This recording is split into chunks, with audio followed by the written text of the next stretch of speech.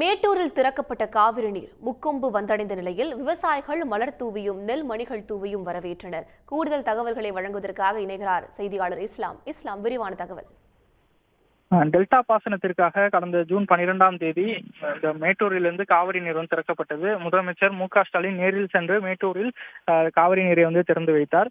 அந்த காவிரி நீர் கரூர் மாவட்டம் மாயனூர் கதவணையை கடந்து தற்பொழுது முக்கொம்பு மேலணைக்கு வந்து சேர்ந்திருக்கிறது. முக்கொம்புக்கும் வந்த காவிரி நீரை விவசாயிகள் மலர் தூவியும் நெல்மணிகள் தூவியும் வரவேற்றனர். முன்னதாக அவர்கள் முக்கொம்பு நுழைவாயிலிருந்து மேலதாளங்கள் மூலங்க பேரணியாக இங்கு காவிரி தாய் சிலைக்கும் அதே போல கரிகாலன் சிலைக்கும் மாலை அணிவித்து மரியாதையை செலுத்தினர். தொடர்ந்து அவர்கள் காவிரி தாய்க்கு பூஜை செய்து இந்த காவிரி நீரை வரவேற்றனர்.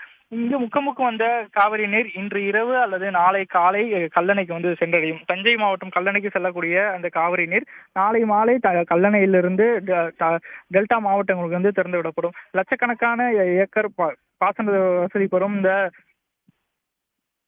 விவசாய நிலங்களுக்கு இந்த காவிரி நீர் முக்கிய பங்காற்றுகிறது. இதை தொடர்ச்சியாக கடைமுறை வரை சென்று செல்வதற்கான அனைத்து ஏற்பாடுகளும் அரசு செய்துள்ளது. ஜூன் 12ஆம் தேதி திறக்கப்பட்ட காவிரி நீர் கடைமுறை வரைக்கும் சென்று சேர்ந்து விவசாய நிலங்கள் முழுவதுமாக பயன்பெறும் வகையில் அனைத்து ஏற்பாடுகளும் தூர்வாரும் பணிகள் உள்ளிட்ட பணிகள் அனைத்தும் நிறைவடைந்து இந்த நீர் கடைமுறைக்கு செல்வதற்கான ஏற்பாடுகள் செய்யப்பட்டுள்ளது. அதனால் விவசாயிகள் இந்த நீரை உற்சாகமாக வரவேற்று மகிழ்ச்சி அடைந்துள்ளனர்.